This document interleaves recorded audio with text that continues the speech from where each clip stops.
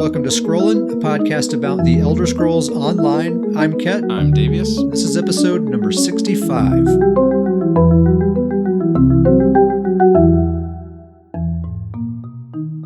We're going to talk about some PvE, some player versus enemies, player versus the environment. There we go. I think it's good. I think it's a good thing. I like it. Davius, how do you feel about it? I feel good about it. I like it as well. Well, I have good news for you because the Undaunted event is upon us.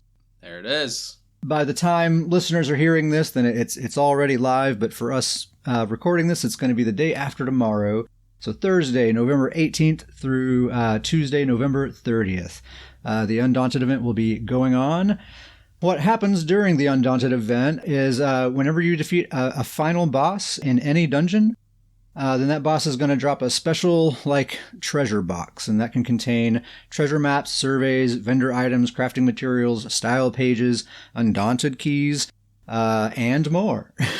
And more. But wait. And then the first time you defeat a final boss, each day, just once per account, the first final boss you defeat will drop an extra special reward box, and it basically has all the stuff that the normal reward box has, but it's also guaranteed to have the opal weapon styles. I'm not actually a big fan of the opal styles, to be honest with you. I like them, and maybe you're in the same boat here. I like them, but I don't like them on any of my characters. I think they're cool looking when I just look at them, but I can't fit them into my character's look. I think the opalescent kind of effect is neat. But my issue with them is kind of the issue that I have with a lot of those fancy weapons, which is the glowy effect is the only cool thing about it. And the actual weapon itself, I don't think is all that interesting looking. Great point. And that's what I would be way more interested in, is just ordinary weapons that don't glow and don't do any of that stuff, but just the weapon itself looks really cool. Man, there's not a single axe in this game that I think looks good. And which is crazy because that seems like a weapon you could pretty easily exaggerate to this crazy looking. We just don't have it. Yeah, there's only a couple of malls that I think are really interesting looking. A lot of them are just really basic, and the glowy effect. I'd rather just have a cool looking weapon. Anyway, Undaunted event. Get ready. It's exciting. Also, whenever you complete veteran hard mode of some specific dungeons, then those will have a chance, not guaranteed, but a chance to drop an opal monster mask style for the mask that drops in that dungeon. So that is Chokethorn from Elden Hollow 1, Iceheart from Direfrost Keep, Lord Warden from Imperial City Prison, Nightflame from Elden Hollow 2, and Swarm Mother from Spindle Clutch 1. With the exception of Imperial City Prison, those are all vanilla dungeons. A hard mode on those, you can hardly even call it hard mode, honestly. Yeah, it should be pretty easy. I would say that I think, I'm trying to think of all those in my head. I think Lord Warden, I would say, is the coolest, but... Lord Warden's cool. Grizzly Khan says Chokethorn is new. Chokethorn is actually could be interesting because that's a big kind of... It could really catches your attention, and especially if it has that opalescent finish on it, that could be really, crazy looking. Yeah, that would be pretty wild. You'll also earn event tickets, and you can use those to buy stuff from the Impresario. The Impresario will also be selling these styles, so you can also just get a hold of them that way. I'm sure you can find them at Guild Traders for sale as well. So if you really want them, there are multiple ways to get a hold of them. And you can see more details about the Undaunted event at elderscrollsonline.com. Just click on the news tab, and you can see all the details there, but that's pretty much it. You just get the reward boxes, and it's really all about getting those opal style pages. That's kind of the main reward that's being offered. Yeah. Those things, in the past when they've had those things can sell for a pretty penny. I usually always struggle, do I want to actually learn this thing, or do I want to sell this thing for the insane amount of gold? GrizzlyCon, quick correction, says that Imperial City has been added to the base game, so I guess that's technically not a DLC, but that final boss fight is a bit more challenging, I think, than the others in that list there. Although it has been nerfed, I think. I don't think I've done that dungeon since that final boss fight has been nerfed. I think they did something with those portals, or... They nerfed that one along with White Gold Tower, right? Those two both kind of got the nerf around the same time. Probably. Some old school dungeons right there. There was a maintenance patch this week. Not much interesting except one thing around the curated set drops. So this is actually pretty interesting. Bosses that drop specially named set items now drop those as a bonus drop alongside their curated set items rather than in place of them. So, for example, the Mage Master's Signet it's from the Shroud of the Lich set, right? And you could get Ring of the Lich, or you could get Mage Master's Signet, right? And that's a named item that comes from a specific boss, the Mage Master, and only that boss drops it. So if you get that drop from that boss, you'll get the Mage Master's Signet. Plus, you'll get another drop from that boss that actually is part of the curated kind of system. That's pretty cool. Yeah, I think that's a pretty cool change, and it's really nice because a lot of those named items are weapons even. And weapons are kind of seem like the tougher thing to get right now, so anything to make those a little bit easier I think is pretty great. Yeah, and if you get both of those drops, bind them both, and that's just, now you're 2 steps closer to getting to whatever piece you're trying to farm out. Yeah, pretty cool. It's really neat. It's a cool little change. Yeah, that was really the only interesting thing from the maintenance patch, but that's pretty cool, man. They're really making things smooth for farming out gear, and we're going to talk about that a little bit here in a little bit later. More PvE talk. The Deadlands DLC. We've completed it, right, Davies? You're all done. I'm all done. 100% zone guide. Zone completion. 100% done. All the icons are white. I had to double check. There were a couple of crafting stations I hadn't visited. They had black icons. I had to go turn them white real quick. Gotta go figure that out. Yeah.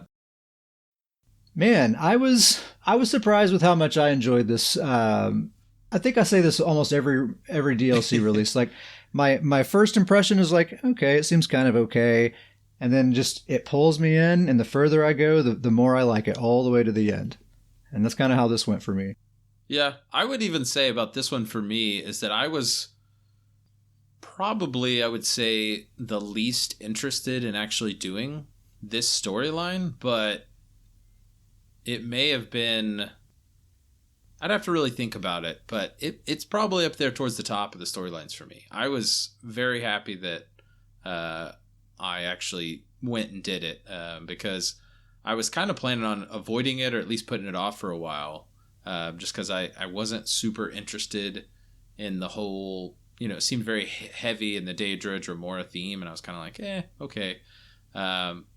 But as crazy as it is, that ended up being my favorite part about it, is diving into that. I loved learning about their They went details. in some really interesting directions with that stuff. And the zone was more interesting than it seems on the surface as well. Yep, like you first poured in, you look around, you're like, okay, lava, I get it. But you start looking around, you get into those nooks and crannies. It's actually a pretty interesting zone. There's some really interesting looking areas. Some of the landscapes are, they have that kind of horrifying look to them, but they're also just really cool looking, and there is a certain kind of horrific beauty to them as well. Mm-hmm.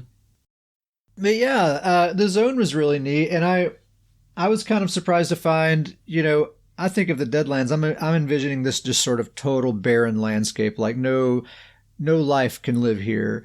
But you get there and you start running around and you explore and you find these little pockets of communities of people living there and eking out an existence and, in their own way, kind of living a normal life. I just thought, I was surprised to find that the Deadlands Zone is a place where people actually live.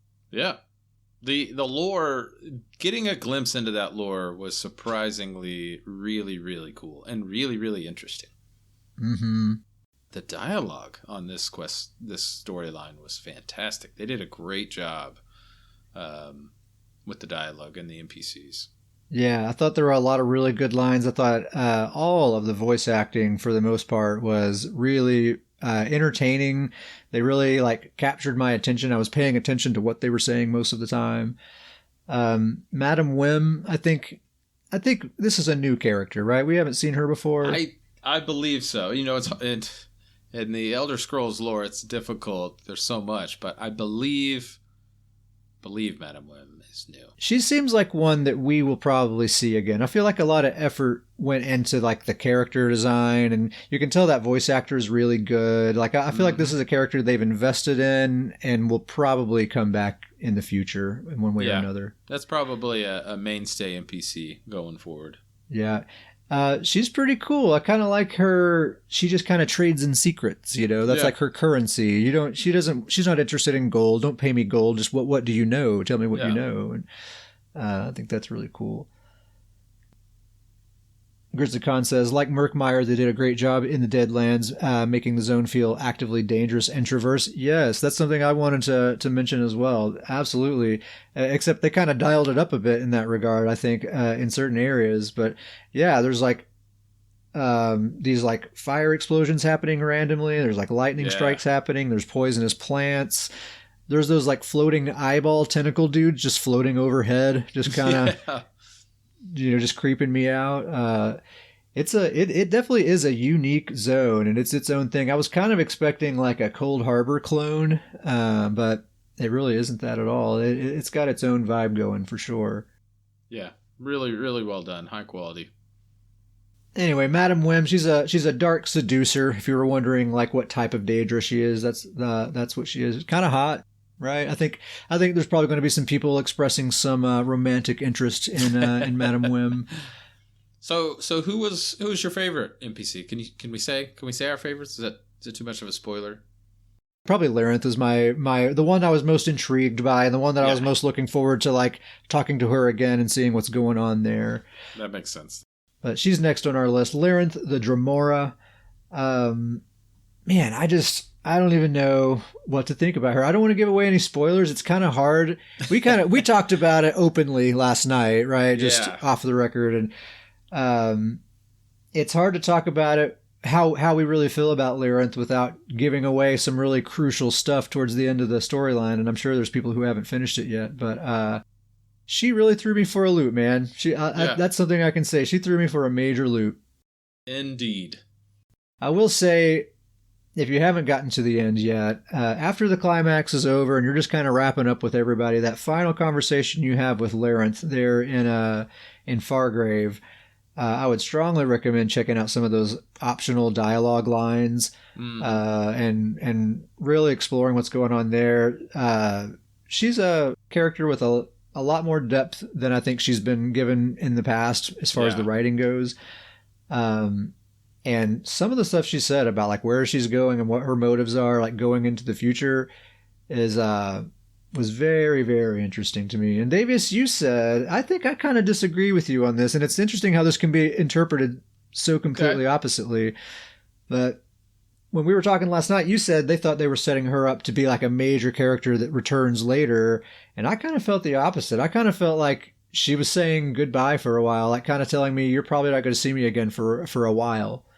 Interesting. And there was an optional dialogue option that asked, will I see you again, or something like that. And she gave a very ambiguous answer, of course. It wasn't yes or no, but I don't know. I kind of got the sense that the writers were trying to tell me like, hey, don't expect to see her again anytime soon. But I don't know. Yeah, I stand by it. I think we're seeing her again. I think it's scrollingpodcast@gmail.com. Is Larenth coming back or not? Anyway, moving on from Larenth. So she's a Dremora, and she's all like weird and coy and deceptive and all this stuff. But our other buddy, Rinkias, also a Dremora, and he made me realize that Larenth is not a good representation of Dremora actually at all. Yeah, and if you look her up, like if you go to UESP and look up Larenth and read about her, the very first line, she's an outcast Dremora. Yeah. So she's not the norm. Rinkias, I don't know if he's the norm or not, but he is so different from Larenth, a totally different vibe from this guy. So whereas Larenth is all kind of like deceptive and you don't know what her motives are or anything like that, Rinkias is just like a solid, straightforward dude. I feel like he's just like a trusted ally that I can count on in a time of need. He's like the samurai Dremora. Yeah, he's very like stoic, honorable, I have to say, Rinkias was my favorite. I'll say that Larenth, I think, was the best made and had the best dialogue, but Rinkaius was my favorite NPC. He just seems like a solid dude. Now, Grizzly Khan is saying don't trust Dremora ever. And that's probably good advice. That's probably not bad. I don't know. He felt earnest and sincere to me every single step of the way. I never, outside of the initial, like, okay, I'm talking to a Dremora here, so. But it really didn't take long for him to kind of make me trust him. And really, I never questioned it a second time at all throughout the whole time. And he seems like someone we'll probably see again. And I think we'll probably, that'll continue to be the case. He seems like someone that's always going to be an ally going forward. Yeah. The best character in the whole thing, Aarox the Mutilator. He's going to be the crowd favorite for sure. Oh, man. This dude, I hope he comes back for future stuff. This dude is hilarious. Aarox the Mutilator. He's like this warrior, this great warrior, right? That he's being punished for something. I don't remember what, but basically he's being forced to live in the form of this Daedric rat. And he's just this little rat, but he can still talk. And he's just, the voice actor is hilarious. He did such a great job with this dude. He kept saying things like, if I were in my true form, I'd smash them to little pieces. And just the way he would deliver those lines and stuff was so hilarious. He's honestly my favorite, like, comedy NPC since the skull from the Psijic Order, I'd have to say. Mm-hmm. Oh, yeah, that dude's great, too. The augur. Yes. So anyway, Aarox, and apparently... I guess my undiagnosed ADHD caused me to miss this or whatever, but apparently, Davis, you were telling me he actually does change into his true form towards the end of the story, and I just missed it, I guess, or I just didn't realize that that's what was happening, and I was probably like looking at my phone or something while it was happening. It's good. It's great. It's a bummer you missed it. I might have to play through the whole thing on a different character just to see that, because I really like this dude, and that would have been cool to see. Because he's always talking about his true form, so like, let's see it, buddy. All right, yeah, let's see it happen. He was cool. I think he'll probably come back in one way or another. He'll probably be like a small thing, but I'm kind of thinking of like those crows that are from that one public dungeon that came back in one of the expansions recently. Yeah, I was reading a pretty cool idea of. What if they brought him back as a companion? Ooh, a companion, or Grizzly Khan is suggesting a house guest, which sounds really cool. Both too. Would be very cool. Or like a merchant, which could also function as a house guest, sort of. Yeah. A companion would be hilarious, though, to actually have. Yeah, and he has like lines and stuff that he says. And you could like actually use him to attack things. Oh, I would love it too if, like, when you're getting in fights with mobs, you're just yelling out these battle cries and stuff. And they should do that. I would pay 10,000 crowns for that. Easy. Oh, that would be good. Evely Sharp Arrow. This is a character also, like Lyranth, really won me over in this storyline. And this is a character that I've kind of always been sort of enamored with Lyranth, but Evely, I've kind of not really liked her that much in the past, honestly. I always found her kind of, I don't know, just a little overly cheery and just kind of corny a lot of the time. But I feel like the writers and the voice actress really did this character justice this go around. And by the end of the quest and the story, I was friends with Evely. I really enjoyed her company. I enjoyed some of the conversations that we had. She really is a very sweet, earnest character. And that final conversation, again, I strongly recommend exploring some of those optional dialogue options. Yeah. She was touching in a way, you know, I really got the impression that she thinks of me as a friend and she will be there for me when I need her to be. And I'm going to be there for her too, you know. Yeah. Evely's cool. I think you make a great point. Whereas she kind of early on, she was this really, supposed to be this kind of nice, but it kind of came off as maybe a little corny or a little cheesy. Mm-hmm. She's kind of really evolved into, she's just become like this. She's probably the most wholesome NPC character that you interact with, I would think. Yeah, she's very wholesome. Safe to say, but it's they've done so much better with the dialogue and like you said, the voice actress, that it's not really cheesy or corny anymore. It's just wholesome now. It's pretty cool. Yeah, they've really kind of I don't know, sanded the edges off and smoothed that character out, and she's cool. And I actually am looking forward to whenever we see her again. I think Yeah. it'll be fun. Last and probably also least, the anchorite, very central to the story, and I think as a plot device, she's a cool concept, just for Yeah. the story. But the character itself is almost like a blank slate. We just I feel didn't like, get to know this character. You just don't really get to know this one. yeah, there just wasn't a lot there. I have like very neutral feelings about the anchorite as a person. Story wise, I thought it was cool. The way the story kind of revolved around her and how she fit into everything, and the way things resolved with her were interesting. But that could have just been anyone in her place, and it would have been equally interesting. Yeah, not terrible, but just didn't really stand out. The other NPCs stood out very strongly, and that one just never really was at that same level. And I wonder if she's just kind of a throwaway character, like just for this story, and now that's it, or if they actually are planning to do more with her. I don't know. I kind of feel like the former is what it seems like. You just think all these characters are just disappearing forever. Making room for new ones. They got to make room for Madam Wim and Rinkaius. He's got to be new too, right? I've never seen him before. Give me Rinkaius as a companion too. That would be pretty awesome. He'd be cool. Yeah. Yeah, when are we getting more companions? Seems like we should be getting some more companions with these DLCs, right? I bet you still just the original 2 is all we have. Yeah, I bet you the big expansion launch, like the one big launch a year, I bet that's gonna come with companions. I was expecting them to be popping up in the Crown store like every month, like here's a new companion. I mean, people will buy those things.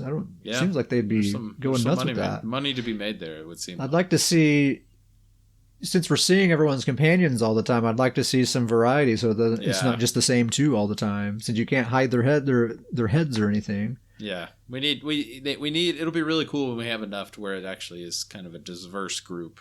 Yeah, that you see. Let's get those companions that I never use. I feel very strongly about it. And ultimately, I just thought, just back to the Deadlands story, I just thought it was a really cool idea overall that you're like allying yourself with these Daedric beings, or befriending these Daedric beings, fighting against mortals a lot of the time, and just seeing these new perspectives on what these beings are like you were talking to me last night, Davis, about some conversations you remember having about like how just being immortal totally changes their perspective on things, and things that we might be thinking like, what was it? Weren't you saying something about how they like or dislike something or something like that? Yeah, that was some of my favorite parts of the dialogue is your character would always say something about like, oh, you seem not to like her, or you seem to really like that person. And that it was just, they did such a good job with the dialogue where the NPC would be like, mortal, like, how many times do I have to explain this to you? We don't think in likes or dislikes. Like, that doesn't exist to us. Like, it was just cool that the dialogue did such a good job of like really making me believe like these immortal beings think totally differently than we ever would. I just thought they did such a cool job with that. And it's neat that we're in a setting where we can have that conversation. We're not just killing each other on sight like what has been our experience most of the time. Yeah, that's a great point. Pretty cool. I was really surprised. Like I said, when like the name was revealed, the Deadlands, in my mind I was picturing something just very kind of boilerplate, kind of from the mold sort of thing. But they were a lot more creative with it than I was expecting. I really enjoyed it. My one complaint, is I thought the main story was a bit too short, and really the overall zone, I completed it more quickly than I thought I should have, especially considering there's no arena. If there's no arena, I think there needs to be more story for me to get into. But the writers might think of that as a good thing. Always leave them wanting more, So maybe that's a good thing. Yeah, just they did a great job. They did a great job with the level of importance. I feel like that you feel as you're going through it. Like it really reaches epic level of heights of importance. I thought they did a good job with that, and I really love what they're doing now with NPCs and zone interaction with the main quest line. I really think that they're onto some pretty cool stuff there with just everything meshing together really well. Yeah. And the Mehrunes Dagon fight. I guess we could say a thing or two about that. It happened. I was there. They don't know that they fight Mehrunes. No, the creators told us that there was going to be a Mehrunes Dagon fight. So that's not a spoiler. We all already knew that. Like they told us straight up there will be a final confrontation. But I don't know. I thought Mehrunes Dagon looked really cool, and like the way that scene was framed was really cool. I did not find the fight itself all that interesting, to be quite honest. Really? I would actually probably say that's my favorite story boss fight in the game now.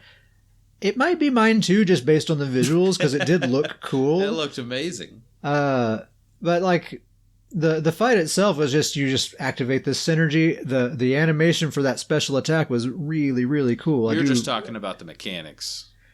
Yeah, just like there was it wasn't challenging. They played it safe on the mechanics. I don't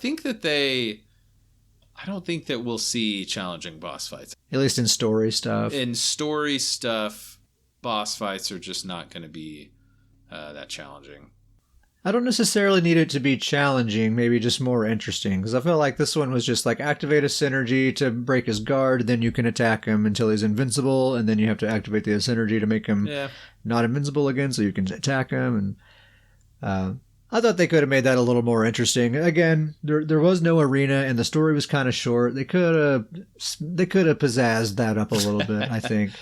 See, I'm just all about the visuals. The visuals did it for me. The visuals were cool. I don't even care about the mechanics of it. You are right. The visuals, I agree. Visuals very cool. So, what do you think they're going to do next year? What's next year's year of? What do you think they're going to do? Any ideas? I don't know. They're doing a good job of keeping us guessing. I feel like last time we guessed that it's got to be a DC zone, right? At some point, they've got to give. Anything but EP at this point, I would say. Well, which... I mean, we're Ebonheart people, but we love it. We've gotten so much. We're getting a little spoiled. Yeah.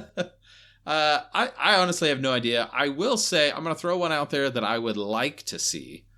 Don't know if it'll happen, don't think it will happen, but I would love to see some sort of intense storyline with Sheogorath. That character's great. He's hilarious. He's cool. He's great. I would love to see a whole story dedicated around him, or some story about him, or something.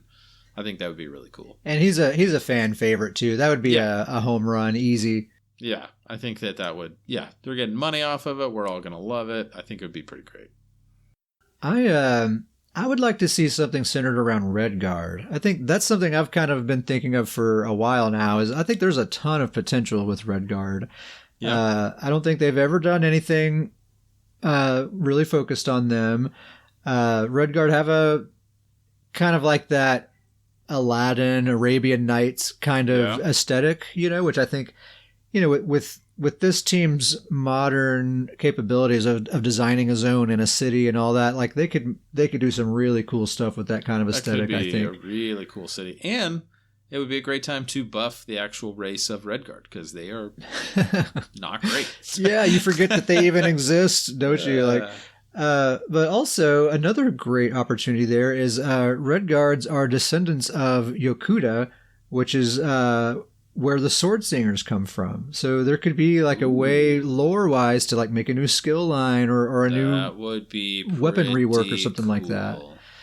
Oof, I would love that. I feel like there's a ton of cool potential with Redguard, and they're an interesting race. They have a cool history. I really like that kind of aesthetic.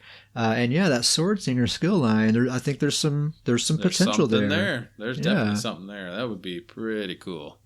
That's what I like to see. Also, I feel like Wood Elf, there hasn't really been any focus on Wood Elves, and they're weird, and I think there could be some really interesting stuff there. Live in big old trees. Mm-hmm. Grizzly Khan wants Magicka melee, please. I agree. Yeah. I agree. That would be pretty great. It would be nice if you could totally choose, like you could be a Magicka spec and totally choose any weapon whatsoever and fully benefit from the passives. That would be really nice. Yeah. That's actually an interesting idea with them being very, what's the word I'm looking for? With them making sets work both ways and... the hybridization. Thank you. For them going really hybrid, Boy, that would be an insane if they made the weapon skill trees kind of be more hybrid like. That'd be pretty wild. They've kind of halfway done it with the passives, but they haven't gone all the way. And it feels like that's just kind of like that final little cherry on top for hybridization before it's just like a free-for-all, do whatever you want, anything goes. And it seems like that's something that's probably on the table. I bet that just feels something like that it should happen at some point. Yeah. So anyway, that's the Deadlands. That's our final thoughts on the Deadlands. I thought it was great. It was great. It was great. They did a great job. Really Too short, but good. Yeah. And like I said, from starting off being not very interested in it to when it's all said and done, I really, really liked it, and I'd rank it up there near the top. I think that for me, that showed like just how well done it actually was. And the characters really made it. That's I think what's so cool about it is it's really like the characters carried the whole thing on their shoulders. The voice acting, the writing, all of that came together really nicely. It was fantastic. Even more PvE talk. This is like a PvE episode here, except there's actually going to be quite a bit of PvP talk as well. We're PvEers. Yeah, we're PvE. Look at us. Look PvE at us go. Mom. Been taking advantage of this new RNG system, doing a little bit of set farming. Guess what? I'm the proud owner of a Burning Spellweave Inferno staff. And you're loving it. I'm loving it. I really enjoy it. Here's what's funny. So this patch dropped, and I'm thinking like, all right, I'm finally going to go farm out this Burning Spellweave Inferno staff. It might take a few runs, but I'm committed. I'm going to do it. First run. Got it on the first run. I didn't even get it. It was the tank in the group that got it, and I couldn't believe they were willing to give it to me. I gladly accepted it. Are you sure? So, yeah, thank you, kind stranger. But yeah, first run, and I got it. So I hardly even really benefited from the RNG system. You don't know what it is to farm. Well, I've farmed for that lots and lots and lots. But yeah, I'll talk about my MagDK a little while later. But yeah, I did put that. I have equipped that on my MagDK. It's working out really well. Probably going to keep using it. I'm still working on farming out Zogvin's Warband. I have all the jewelry pieces. I got a lightning staff, but I need that Inferno staff for my MagBlade. I wanted to talk about my experience farming for this set because it comes from Frost Vault, the Frost Vault dungeon, and I hadn't really, anytime I've done that dungeon in the past, I've just kind of blasted through it and haven't really paid that much attention to it. But just doing it so many times, I've picked up on all the dialogue lines and stuff that the NPCs are saying along the way, and it's freaking hilarious. That dungeon is actually like Blessed Crucible levels of hilarious. I don't remember the NPC's name, but there's this dude, the whole time you're going through the dungeon, he's like horrified that you're just slaughtering everything in sight and just being these murderous psychos. And he keeps saying stuff like, you're just going to kill everyone? And but you're like getting halfway through it and he's kind of resigned to it by that point. He's like, well, I guess we'll just kill him too, you know? It's the complete opposite of Blessed Crucible is what it is. Yeah. It's so funny. They never really addressed that in this game, how really you're like a murderous, rampaging psycho, really, you know. These goblins are like sentient beings living in there for who knows how long. We just waltz right on and just slaughter them all. No big deal. And just laughing along the way. So it's a pretty darn funny dungeon, and actually a pretty fun dungeon too. I like the design of it. It's really not a very long one to get through, except for that the boss, the Vault Protector. He's the one. He's like that like mechanical automaton dude, and when he gets to below a certain amount of health, he goes into this bubble and he becomes invincible. And he does it like 4 times, and it's the dumbest thing ever, because if you have like any damage at all, he just stays in that bubble, and you can't do anything. There's like nothing happening while he's in that bubble. There's like these little laser beams that you can avoid, but the fight just stops, and you just have to stand there until he's not in the bubble anymore, and then you can attack him. The moment you light attack him, he goes right back into the bubble because he's losing too much health. That doesn't sound great. The dungeon is like a really smooth, well-designed dungeon, and then you get to that one boss, and it's just like the brakes, you know, screeching halt. It's like, all right, I literally like I usually queue as a tank, and it's like hands off the keyboard. I'm looking at my phone and doing something else until this boss fight's over. I'll tap the taunt button from time to time. But literally, that's what I do during that fight. Really annoying. Otherwise, I really like the dungeon. So I hope maybe someday they fix that. It's going to be a popular one. I feel like you're not the only one getting that Zogfin. So. Oh, I'm definitely not. Oh, yeah. People are doing that thing all day, every day. Yeah, you haven't really done any farming yet, have you? Or have you? I haven't really done any dungeon farming, but I did farm the Spalder of Ruin. Heck yeah. Teabag set. I'm running full teabag set. And it really wasn't too bad because I kind of just farmed it out while I was doing the main quest storyline. And it worked out really well because, one of the leads is from the zone boss. Two of the drops are one's dropped from any Dremora that you kill, which obviously you're fighting a lot of Dremora. Yeah. One is from any clan fear. You're fighting a lot of clan fear. So it kind of, if you plan to get that thing, just kind of go along with the quest line. You'll do pretty good. Probably the only complaint I would have, and I don't think it'll be an issue down the road, but I read that on the dungeon boss lead drop, you have to, not dungeon boss, I'm sorry, world boss lead drop.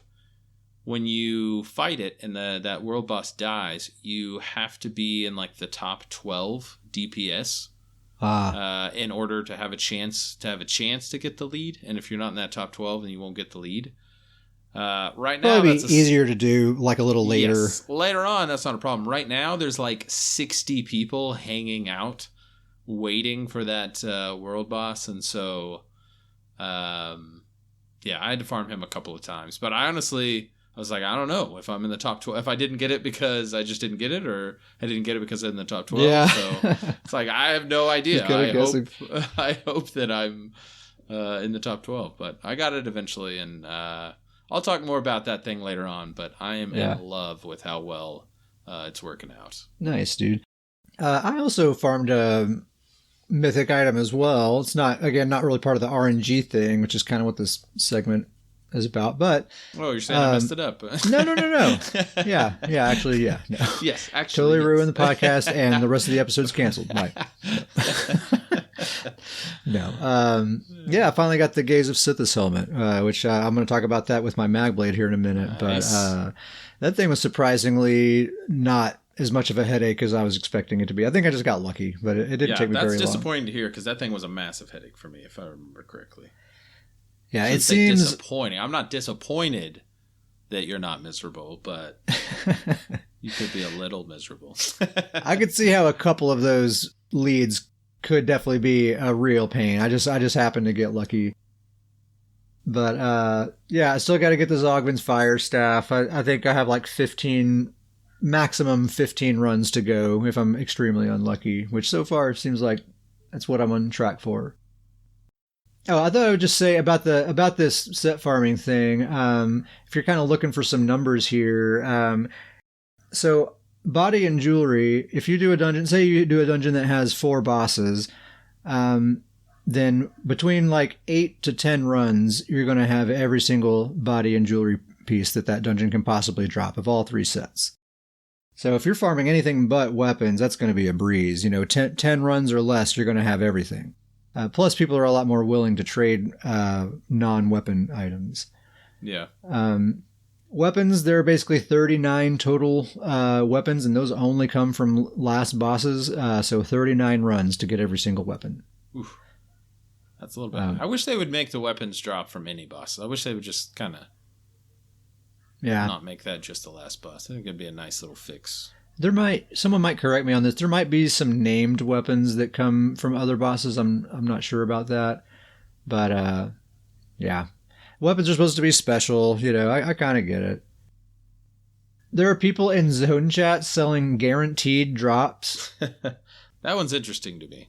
That is interesting. So they've collected everything but, say, like the Zogvin's Inferno Staff, and so guaranteed their next run they're going to get that Zogvin's Inferno Staff, and so they'll be advertising in zone chat, 50 million for a guaranteed Zogvin's drop. That's wild. The thing is, they can keep doing that as long as they trade it to that person every single time and don't bind it to their account. They can keep getting that guaranteed drop again and again and again and sell it to whoever's willing to pay.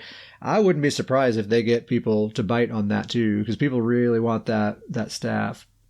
That's a very clever idea. That's some real bureaucrats in the ESO world right there. Oh yeah, they're making bank. I thought I'd mention the fact that during this this dungeon farming, I've been queuing as a fake tank. I'll admit it. But it's out in the open. Can't go back now. I mean, you still have some editing, but yeah, I still have some editing. But what is a fake tank really? I have a taunt slotted, and I don't die. I'm doing the normal version of the dungeon, so it's not that hard. But it is just my normal straight up DPS build as is, except he puts a taunt on his back bar. And that's my tank, because I want those fast queues, but I also want good DPS, and that's how I can do it. I don't die. I hold aggro. I do an all right job. It's just I'm not built as a tank. I think there's unwritten rules of dungeons, and if it's a normal dungeon run, fake tank, of course, that's very much allowed. Almost even as long as you are actually taunting and not dying all the time. As long as you're taunting, it's probably even encouraged, because it's a normal run you're gonna get through quick. Even if there's low levels in there, they're not gonna complain about getting through it quick. So I haven't had any complaints. I would say a normal dungeon, or even a vanilla veteran dungeon, okay for a fake tank. The only time I think a fake tank could cause issues is that we're talking a veteran DLC dungeon run. Mm-hmm. Then a fake tank's probably not gonna work out. But every other time, yeah, I think that's almost even encouraged. Yeah, if you can taunt and not die, I don't care. I don't care what else. Yeah, and the extra DPS you're bringing is actually helpful, because it's getting through there quicker. Yeah, I can say on Davius, I have a real tank build. Like, it's probably set up for DLC veteran dungeon runs. And when I do a normal dungeon or vanilla veteran dungeon on him, sometimes it's a nightmare, because I'll get no DPS, and he doesn't do DPS. He's made to just stay alive, and it's some snail crawls sometimes. So yeah, that's kind of the conclusion I came to, because I made a tank a while back with the thought of being like, I'm going to make a tank so I can get those fast queues, so when I'm farming gear it'll go quickly. But you quickly learn the plight of the tank, and they're not getting stuff done any faster than a DPS. The DPS is spending all their time waiting in queue. The tank is spending all their time waiting on the crappy DPS to kill the boss. It's about the same amount of time overall, I would say, in my experience. So anyway, not really a fake tank, but kind of.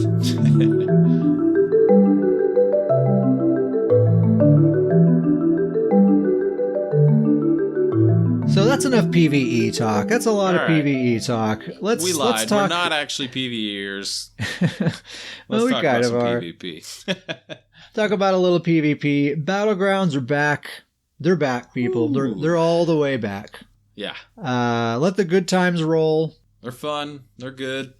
Now, I will say they're fun. They're great. They're the best maybe that they've ever been right now for you and me, Davius, and for a lot of other people. Not everyone's happy right now. This current queue situation where we have deathmatch and a random queue for both group and solo seems like a good idea, but if you happen to be a player who is mostly interested in playing objective modes, which a lot of players are, that's actually, like, realistically not really an option right now, because when you queue up in the random queue, people are reporting it's like 80% deathmatch. Because a lot of people are just straight queuing into deathmatch, and any empty spots are getting filled from the random queue. So it's actually really difficult to get anything that isn't deathmatch in the random queue. So there are a lot of people I'm seeing on forums and zone chat and stuff like that. Some people are not super stoked about that. I will say, amongst our community of people that we play with and we do Battlegrounds with, we're totally jazzed about the current situation. No complaints at all. We're liking it. But I would prefer it if everyone could be happy. Again, like I said on the last episode, my wish would be to just go back to the old queue system before they were split up, and I think the most people were happy at that time. Yeah, it seems logical to go back to that. I don't know if they can actually do that, if they would let them admit themselves to going full circle like that, but it worked. Yeah, I feel like the old system, I mean, it's a dead horse that we're beating at this point, but I think the old system did a good enough job of keeping the solos and the groups separated, more or less. Maybe some exceptions here and there, but I always felt like I was getting a fair shake most of the time. But anyway, we don't have to rehash all of that. Crit on proc sets. Last episode, it had only been a day since the patch had dropped, and at that time we said doesn't seem to really be an issue. It's been 2 weeks since then, and I still feel that way. Crit on proc sets doesn't seem to be a big problem. I think it seemingly is okay. Yeah, the only time I've noticed that it really has an impact is from StamBlade Gankers that are coming out of stealth with that guaranteed crit, and they'll have like Kalurian's Legacy or something like that, and they can take you out very quickly with a setup like that. And I've noticed that a couple of times, but you know, Nightblades are going to figure out how to gank one way or another, whether it's with the proc set or not. It's you're going to get ganked. So Ganker's going to gank. You know? Ganker's going to gank, and the potential of a setup like that is greatly mitigated by this burst proc cooldown thing, which we actually forgot to mention on last week's episode when we did the feature roundup for the DLC. But remember the thing where burst damage proc sets, they suppress each other, right? So if you have multiple procced or multiple equipped, then only one per second can proc. You can't stack it all at once anymore, which is probably a huge reason why the crit on the proc sets isn't seeming so devastating.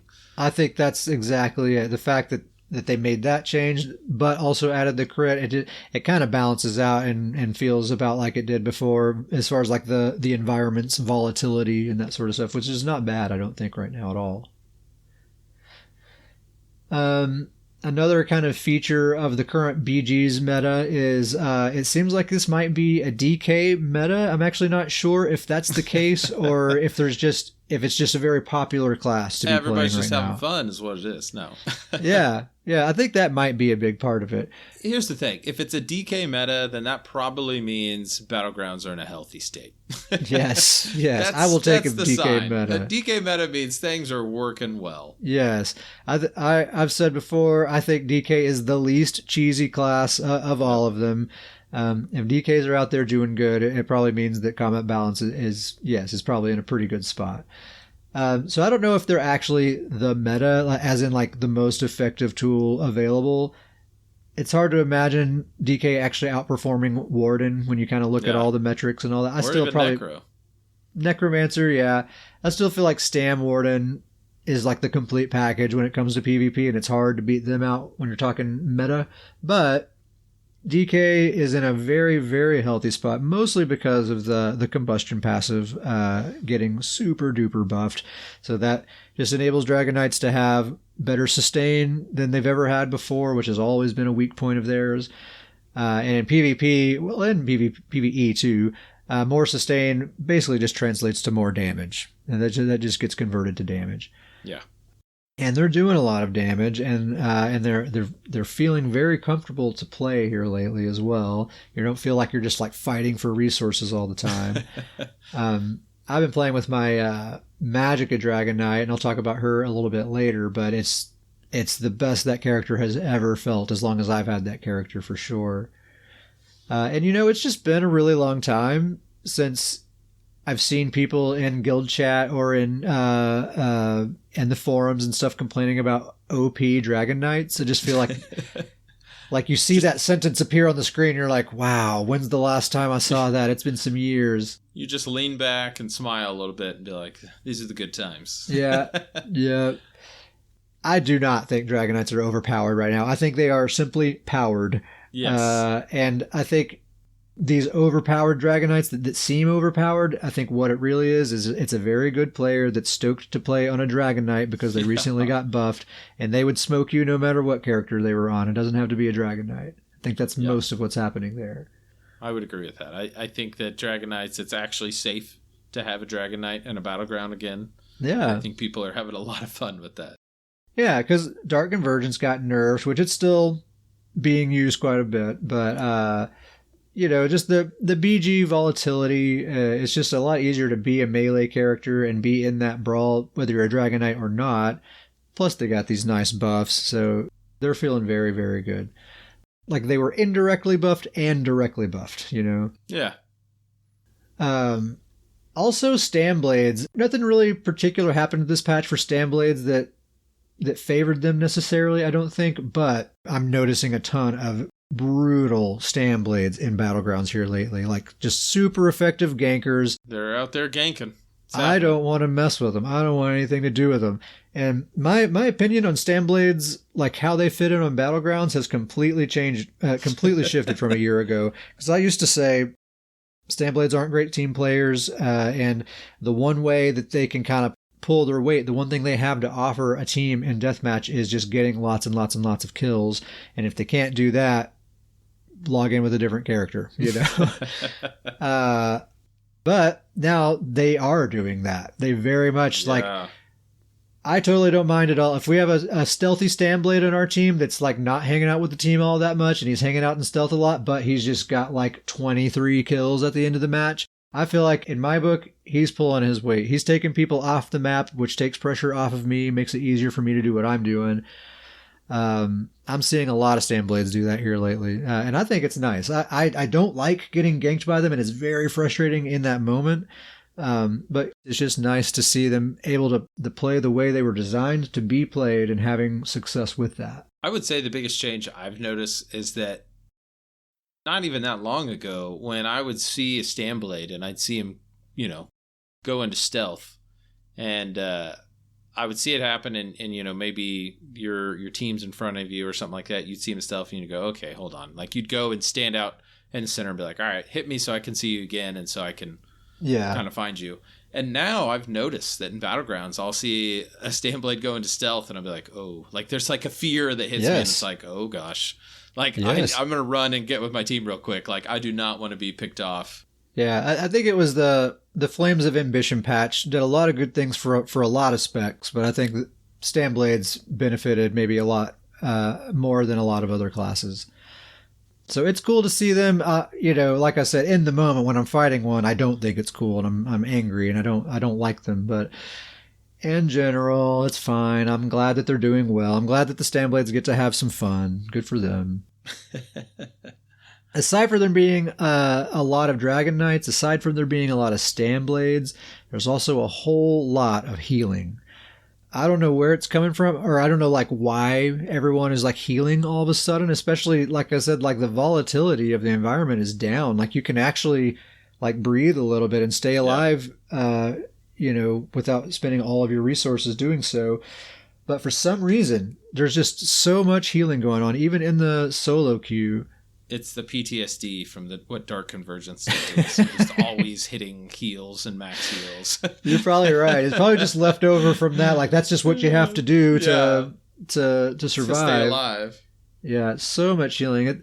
I've noticed a lot of Magicka specs that are just stacking regen. Like I've been in a couple of matches, and it's actually really cool to be on a team that's synergizing like that. It's all 4 Magicka builds of various classes, and everyone has radiating regen on their back bar, and we're all just spamming it on each other the whole time. But we're also, not a single one of us was a dedicated healer. We were all offensively spec'd, but we were also supporting each other. It's cool. That's kind of, Davius, that's like our philosophy of like how a Magicka build should play.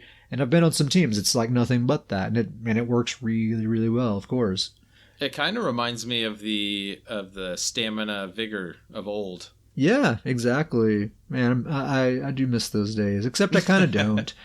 Like, you remember, like, you'd have a team of 4 Stam Wardens, all overlapping vigor. They basically have like a 10k hot running at all times, and they're just unfreaking stoppable. Yeah, and they would just nuke your butt. But yeah, a lot of healing. I would like to see the healing toned down a bit. Not nerfed. I would just like to see fewer healers is what I would like to see, honestly. Sure. That makes sense.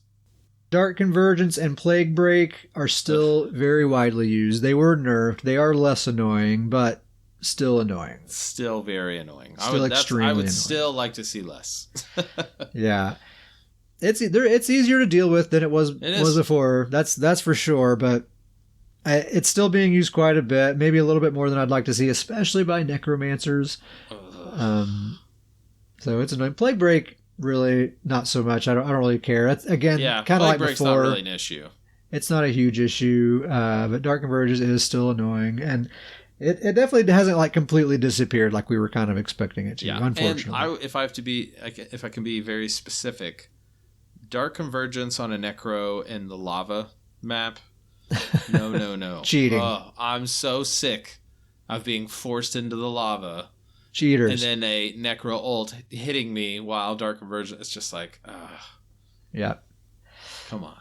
It does seem particularly well suited for a Magic and Necromancer. Yeah. Seems to be like the MagCro set. Yeah, I would agree. I mean, honestly, I would say that BGs are feeling really good right now. I personally, being honest, I'm probably only comfortable with maybe 2 or 3 of my characters in BGs right now.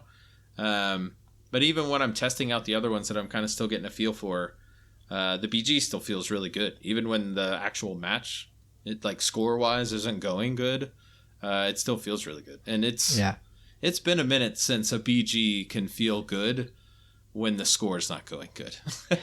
Yeah, and even like I've had plenty of frustrating matches where I'm just getting totally curb stomped, and I'm like not really having a great time at all. But it's not at all like in the past where I feel like I'm just being cheated here and there's nothing anyone can do about it. Like it's kind of easy to accept those situations now. It's like, well, those players just have a lot of damage and they know how to play, and that's just all it is. And yeah, I can just accept what it is and feel okay about it and better like next time.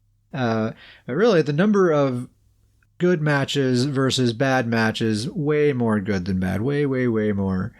And like we keep saying, like you can actually be on a melee spec, get right up in the middle of that brawl with all this stuff flying around, all these people around attacking each other, and as long as your team's supporting each other the way that they're expected to be, you can hang in there and you can get some stuff done, and you don't have to retreat as soon as you take a heavy attack. So it's nice. This patch, ever since this patch has dropped, I've been kind of going back to what I used to do all the time, which is just queue up again and again and again and again and again. I honestly can't get enough of Battlegrounds right now, and it's been a few patches since that's been the case. The character I've been playing with in Battlegrounds the most these last couple of weeks, it's been my homework assignment since the last episode. My Magic and MagBlade Ged. This dude is my main character, right? Main. I always call Betsy my PvP main, but Ged is my main. He's my PvE guy. He does all my questing. He's my only 9-trait crafter. His only weak point has always been that I just never get great results with him in PvP. And since, these last couple of years, PvP has been the main thing that I do, just as a result, he doesn't get a ton of playtime. Even though I still do, in my mind, think of him as like, that's my main. Yeah. So in the last episode, I was saying it's about time I take another crack at PvP with my MagBlade. It's been a while. It's always a challenge for me. I often bounce off really quick just because I'm used to having a certain level of success with other characters, and so I just want to go right back to them. This time something's clicking in a way that it really hasn't before, and I really actually am having a great time with this dude. Anytime we do class rankings, Davius, when we do like the BG report and we say, okay, here's the class rankings from top to bottom, MagBlade's always dead last on that list. Dead last. That's the easy. That one. That's the one we put down first. Yeah, we write that one down first. Number 12, MagBlade. I think that I still think that that's where they belong on that list.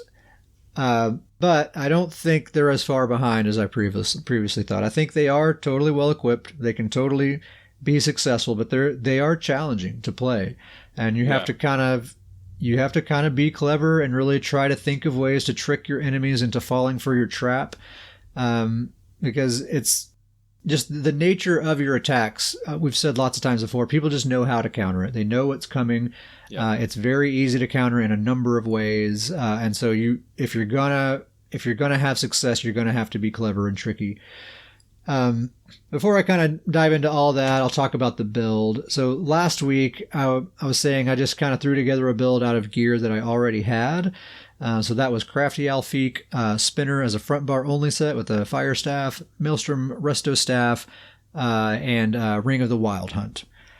I'm still using basically that same build, except I've gotten rid of Ring of the Wild Hunt and I'm using a different mythic item, the Sithis Helm, which I was just saying I farmed that out for this dude. And I think that was totally the right move. The Sithis Helm is fantastic for a MagBlade. So if you remember, it gives you like 3,000 something health, 4,000 armor, like 1,000 recovery health recovery, whole bunch of health recovery, and then reduces your block mitigation to 0. So you can block, but it doesn't reduce the damage that you take. Which for a MagBlade and also for like a Sorc, really a Nightblade or a Sorc, that's perfect. They don't really block for their defense anyway. So that's a penalty, but I don't really experience that penalty at all because I wasn't blocking to begin with. You know, his defense involves other tactics. Yeah. So basically, it's just nothing but gain for that Sithis Helm. And the Wild Hunt Ring, you know, when I'm in combat, the Wild Hunt Ring gives you 15% bonus movement speed. And if you use 2 swift pieces of jewelry combined, that's 14%. So I basically get pretty much all of that movement speed back, right? I use the Sithis Helm, I do 2 swift pieces of jewelry, and now I have 1% less movement speed than what Wild Hunt gave me, which I don't even notice that difference. Yeah, and you still have great stats. Yeah, because the Sithis Helm is giving me way more stats than I'm taking away by not using Arcane on my jewelry. So it's really all gain, and I'm really not suffering any penalties whatsoever by switching to Sithis instead of Wild Hunt. And I think this is the build that I'm probably just going to stick with. I've been kind of looking at other options, maybe try different 5-piece sets and stuff, but I think Alfiq, Spinner, Maelstrom Resto, Sithis Helm, and 1-piece Vulcan Scoria is going to be the build for this dude for a while. I've been having really great success. The stats are incredible. He plays really well. He plays really fun. It's just stat-based. There's no cheese whatsoever other than just being a Nightblade. I could just tell when I'm playing alongside you in Battlegrounds, just when you get that combo off, just the joy it brings you. Some of the moves. When you pull that combo off, especially like I said, you gotta toy with your enemy and kind of trick them, and when they fall for it and when it works, it's so satisfying. You feel so proud of yourself. It really makes me like not hate Nightblade so much. Like when I get successfully ganked by a Nightblade, I have a little bit more appreciation. Like, you earned that, buddy. I understand. It's not as easy as it seems when you're on the receiving end of it. I have kind of a lot to say about this dude. Sorry if I'm long-winded, but I'm so stoked to actually like be having fun in PvP with my MagBlade, and like this dude's going to be in my rotation probably going forward, which is great. The last piece of the puzzle for him. Yeah, it's really great. A few tips for any aspiring PvP MagBlade. Some things that I have found over the past couple of weeks that have helped me be somewhat successful. Number 1 tip I would say is don't over-rely on stealth. And that's, I think, is the biggest one. I use stealth very sparingly. I don't hang out in stealth at all. I remain visible most of the time. I hang out with my team. I'm focused healing. Even though this is an offensively spec'd character, most of the time I'm actually healing. And I'm hanging back. I'm hanging with the team. I'm making sure their health bars are staying topped up. And then kind of if everyone's good, if everything's under control, I kind of pew at long range enemies that are far away and just kind of see if there's any squishies or anything like that. And then if I see a target I think I can take out pretty quickly, that's when I go into stealth, take them out, get back with the team. Because the thing is, one big thing that stealth does is you think like I'm turning invisible, so I'm going to have less attention on me because people can't see me. It's quite the opposite is true. If you're popping in and out of stealth all the time, you're on everyone's radar. And let me tell you, everyone hates Nightblades. Even other Nightblades hates Nightblades. So you're popping in and out of stealth. You now have 8 people on the map that their priority number 1 is find the Nightblade, kill the Nightblade. Find the guy that's turning invisible. Yes, exactly. And almost everyone, especially in the sweaty matches, almost everyone has anti-invisibility tools. They're going to be able to force you out of stealth and make you fight toe-to-toe. So I like I said, I try not to use stealth all that much at all unless it's just like a total emergency and I have no choice but to use it to escape, or using it offensively to get that element of surprise and that guaranteed crit, just to get a kill really quick. Otherwise, I'm not just spamming that cloak button, which is tempting to do on a MagBlade because you have all that magicka. You can permanently stay invisible all day if you want to. But I think for that reason, it's a good idea not to.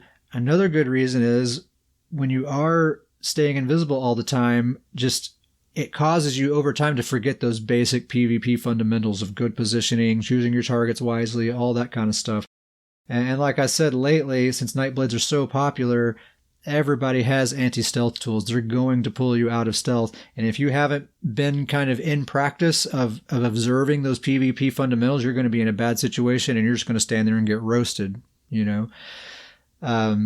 Whereas if you hadn't been relying on stealth like that, you wouldn't have found yourself in that kind of situation at all. So I kind of try to think about my MagDK, you know, like MagDK doesn't have any cheese like that. There's no streak, there's no cloak, there's nothing like that. So what would my MagDK do? She has no choice but to be smart, position herself well, choose her targets wisely. If she doesn't do that, she can't be successful. So that's kind of be a MagDK when you're playing on your MagBlade. Be a MagDK on your MagBlade. Another thing that I found very helpful. So a big weakness for MagBlades, and I've talked about this before, is they're very single target focused. Their offense is very single target focused, and almost all of their attacks are like long range projectiles, and those are just very easy to avoid. Basically, the number one problem is everything just gets roll dodged all the time. Yeah. And if you just kind of willy-nilly go out there and fire your strongest attacks at the first person you see, it's just going to get dodged, and then that attack is gone. And that is extra punishing for a Nightblade, because it's not like a Warden. If their sub-assault doesn't hit, just cast it again, and it'll hit in 3 more seconds. No big deal. But with the Nightblade, they rely on their ultimate big time to get their kills. So if you miss your ultimate, you gotta regain that back. Merciless Resolve. If you fire that bow proc, if that misses, you have to gain those 5 stacks back from your light attacks before you can even try again. So if you miss, it's just over, you know, and you're not even going to get another opportunity because now your enemy knows you're there. They're going to be ready for whenever you try again 5 or 6 seconds later, you know. So you got to make it count when you go for those kills, when you go for those attacks. You have to make sure that they do land. And so what I learned with my MagCro a while back, because he had a similar issue, is that I can use immobilization to trick my enemy into roll dodging when I want them to, and then I plan my attacks around that. And so that works perfectly for a MagBlade. I've been using the Crippling Grasp ability, which is a pretty strong dot, but it also immobilizes people. So I immobilize them with that, go invisible, and start charging up a heavy attack with my Fire Staff. They're almost certainly going to roll dodge out of that immobilization, and as soon as that roll dodge is complete, I release the heavy attack and weave it straight into whatever my next attack is going to be. I always mix it up so it's not always the same, but you know, you might weave it into a Merciless Resolve and then an end cap or something like that. But the point is, get them to roll dodge first, wait for that roll dodge to complete, then attack them. It works almost every single time. So that's what I would recommend. That has helped me a ton. And just like I said, look out for that anti-stealth Mage Light, Radiant Mage Light from the Mages Guild ability. Was uber buffed, like right around the same time that stealth was buffed. Radiant Mage Light was uber buffed. It has a 12-meter radius, which for a comparison, that's the same radius as the Templar's cleansing ritual. You know, that gigantic circle that like fills up an entire room. That's the size of this radiant Mage Light. So basically, if you're anywhere in the vicinity of anyone that's using this, you're not going to be able to be invisible at all. It suppresses that. Mage Light has become enemy number 1 for you on this character. It is. Yes, it is. And I've seen, more than anyone, I see other Nightblades using it. And they're like, basically, they're Nightblades, but they're Nightblade hunters. No love between Nightblades. Just no love. Yeah, and they've been griefing me because I so far on my MagBlade, I don't have any anti-stealth, actually. And that's kind of one of his biggest weaknesses is he's like 100% single target focused, and he does not have that Radiant Mage Light. I could fit it on, but it's like, I really like my bar setup how it is. It feels really comfortable, but I'm probably going to have to give in and go ahead and put that on there because it's too good. And some of these Stam Blades, the Stam Blades that are using Radiant Mage Light, they totally eat my lunch, man, every single time because I can't do anything. MagBlade's biggest strengths, can turn invisible would be the biggest one, I would say. That checks out. That one makes sense. Saw that one. They have a long-range offense, including their execute, a very powerful execute. It's a full, long, 28-meter range, so you can pick up a lot of kills that way, just kind of stealing other people's kills. I do that quite a bit. So anyway, I know that there was a lot there, but that's my MagBlade. All this stuff has just been in my mind. I can't wait to talk about my MagBlade. It's like he's finally good. It's been years in the making with the MagBlade. It's actually working. Yeah, and I've played so much with this dude, just to make sure that those matches weren't just flukes that I was playing against a bunch of noobs or whatever. But no, I've had plenty of matches. I've gone up against people that I know. I know those people. I know that they're good, and I think this dude has actually proven himself fairly well. And I have seen some other people say that they feel like their MagBlades are feeling really good these days too. So maybe the next BG report, we'll see. Who knows? Maybe they'll move up a peg or two. Ooh, I have to say it's pretty awesome because we've played this game together for a long, long time now. So I've been and seen the attempts. You'll pull this guy off the shelf and you're like, you know what, I'm going to try to make it work in PvP. And you'll do a couple matches and, maybe a day or two goes by and you're like, all right, I think this is going to work. Usually about 3 to 5 days later, you're like, nope, it doesn't work. Yeah. It's not going to happen. And there's been, you've had multiple attempts to try to get it working. So it's pretty cool to see that it's the current BG status is kind of allowing the MagBlade to let you have fun. It's kind of working right now. So that's pretty awesome to see. I think it's partially how combat balance is tuned. And I think a big component of that is me kind of playing as a team player mostly. And I think in the past I was not doing that so much, and that was a big part of why I wasn't having so much success. And I was over relying on stealth and those sorts of things. And you get some great heals on this guy. Oh yeah, he's gotten double millions, million damage, million heals a couple of times. Yep. He definitely can get those numbers for sure. Rapid regen. This is the only character I use that morph on. I use radiating on the others, but man, rapid regen is so nice. It's just you can just fill up someone's health bar very, very quickly. That's mostly what I do. I would say 75% of the time, I'm hanging back and just spamming rapid regen on people while they're fighting. And then I just kind of pick off the easy targets when the opportunity presents itself. In most matches, I'm around 10-0. Is kind of, which is not, heroic numbers by any means, but a consistent 10-0 is pretty much my experience on this dude, and I'm pretty happy with that for a MagBlade. Yeah. With the 10-0, the damage that you're doing, and the heals, pretty great. Yeah, it's good. Why don't you talk about a character for a minute, Davis? I feel like I need to catch my breath. My throat hurts. What's going on? Well, speaking, let's stay on main characters here. Okay. My main, Davius Starjumper, my MagPlar. I've talked about him quite a bit on the past couple episodes, but you know what? I'm gonna talk about him a little bit more. Go for it. Do it every episode. Every episode. Davius segment. Davius on Davius. No. I'm going to edit that out.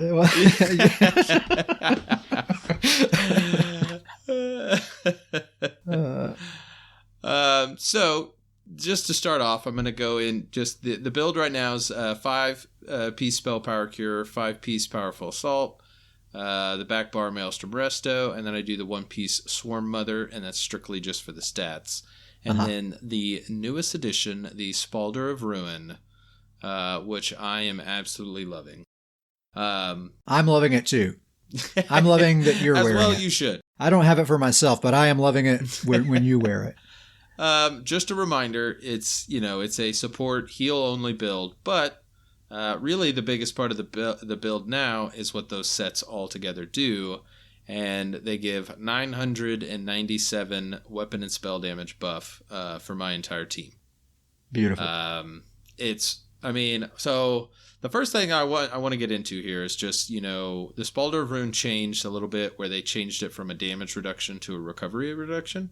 Mm-hmm. And I want to talk a little bit about how that actually ended up kind of working out well for me. Just with a couple of things that I have on the build and a slight adjustment. So first off, I'm pretty equipped for good magic recovery. I've got the back bar Maelstrom Resto Staff. That's 550 magicka on regeneration crits, which is great. That's a great, that's great for... It's basically equivalent to 1,000 recovery, essentially. Fantastic. Yeah. The Magic Exemplar has the channel focus, which is the rune on the ground. So that's 242 magicka per second when you're standing in that.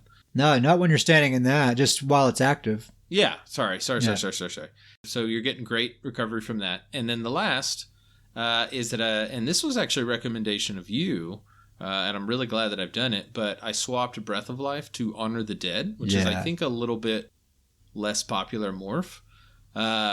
But essentially what that does is when you're healing somebody under 75%, essentially what it equates to is 370 magicka per second. Yeah, you get, like, if you heal someone with that ability who's under 75% health, you get part of that magicka cost refunded, right? You get a part of it refunded over 6 seconds. And based on the cost, I went ahead and did the percentages, and it equates to 370 magicka per second. You get it every 2 seconds, but but that's what it comes down to. So that helps a lot with your recovery. I find on my MagPlar, I use that morph as well, and it makes a big difference. It's huge. And so all those together, the magic recovery, I'm still doing fine. I'm not kind of breaking even, probably. Yeah, sounds like. The health recovery side of it, I use the sugar skulls, so that kind of makes up for the health recovery side of it. I have switched to the sugar skulls for my food. Probably the biggest thing that is a slight struggle is that I do notice the stamina recovery nerf, or not really a nerf, but the drop in that the debuff. Yeah, and that does hurt. I have stamina. I am noticing I'm out of stamina a lot more often, and really there might be a good side of that, because usually you know this better than most with Davius, he just kind of runs in head first, lets everybody hit on him, and then heals and kind of does his things while it's happening. I'm kind of having to change that strategy. He can't really be a head first run in and be the focus. More of a hang back healer now. He's kind of more of a hang back. He's still extremely tanky, but he can't really do that like he did. Not because he's not any less tanky, but he just doesn't have the stamina to get through it anymore. Yeah. And so I'm just having to be a little bit smarter with that. And so I've kind of adjusted that, and it's kind of worked out well. So that's kind of one thing I wanted to mention on, is that change to that mythic item has actually worked out pretty well for me. Nice. So the next thing that I want to get to is just how the build's performing right now. I would say it's performing well in my experience. Yeah. So I can't really, I'll admit there's not really a way to measure it. But I am pretty confident in saying that it works quite well. It's kind of a joke when we get through the end of a battleground. I always, throw a joke out there, is because I'm always saying, hey, look at our team's damage compared to the other teams. Look how much damage you guys did.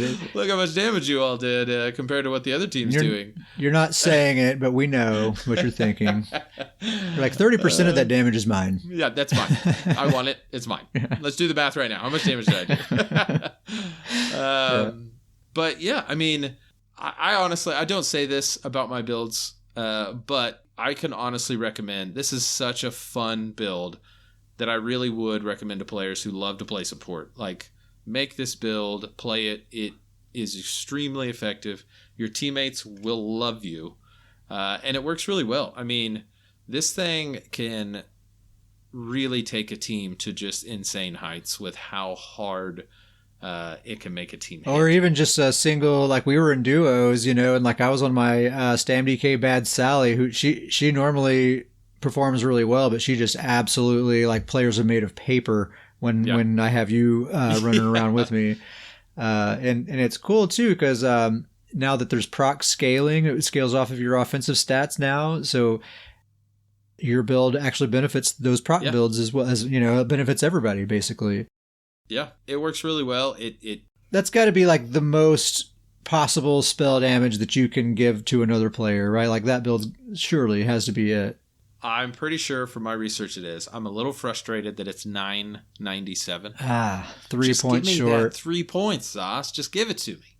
One, yeah, come on. But, it is what it is. Well, if it helps, by the time that's factored in with the player that you're giving that to, they have all sorts of passive that's going to amplify that even more. So it's going to be well beyond 1,000, really.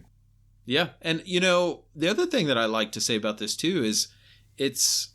Obviously, it's helping out the team. They're all hitting for like trucks. Even people that have low, reasonably low damage are hitting a lot harder now.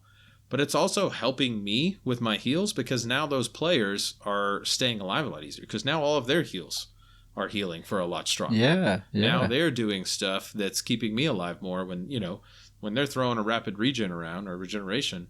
Now it's helping the whole team. So it just works out so well on a team, and it really I've had such good luck with the build, and it's kind of hilarious because it's, as we always joke, the build does 0 damage. Somehow I always find a way to do like 1,000 or 2,000. I don't really know where it comes from, but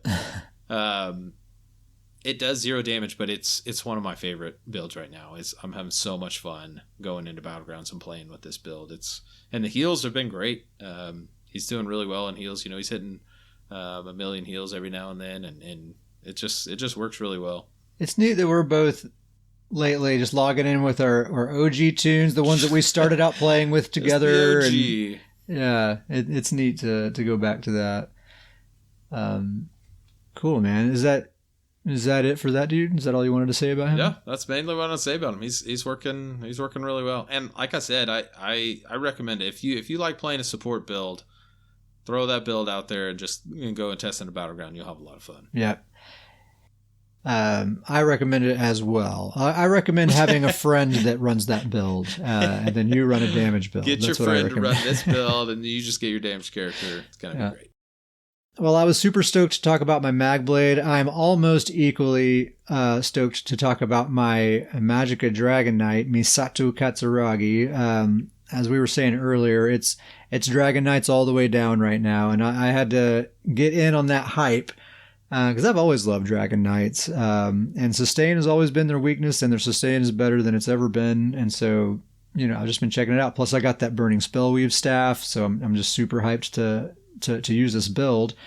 So the build that my MagDK is using right now, and it's probably going to stay this way: Heartland Conqueror, Burning Spellweave on the front bar with a Nirnhund Fire Staff.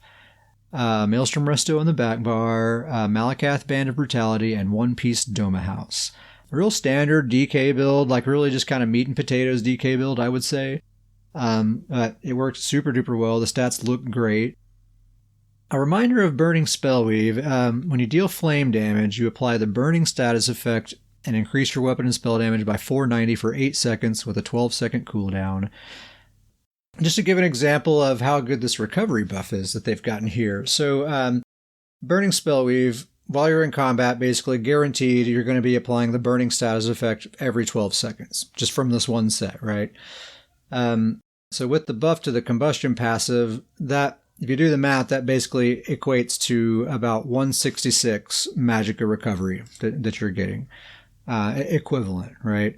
And that's just one source of the Burning status effect. But with Dragon Knights, they're very unique in that 100% of their damage is just one damage type, which is flame damage. And every single solitary source of flame damage has a chance to apply the Burning status effect.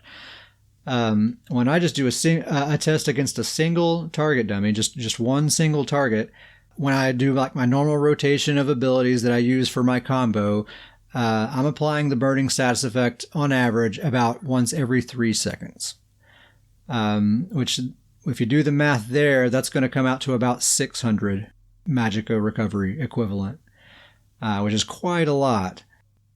So I thought, like my MagDK only has like 1,200 recovery on the stat sheet, but she has basically a hidden 600 recovery on top of that. Plus she's a Breton, plus the Maelstrom Resto staff.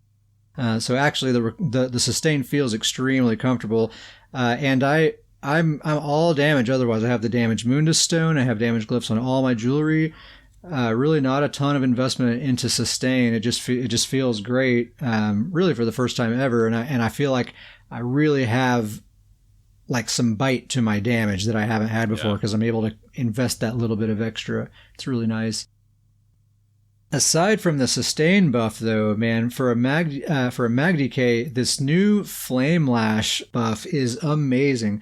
I've been using the Molten Whip morph basically since they reworked Molten Whip to have that big 3-stack juicy whip kind of thing. And that's great, and it's still a lot of damage, but man, you gotta use Flame Lash now. It is so good. and so fun to use, and it has that classic MagDK feel. Like it just feels right.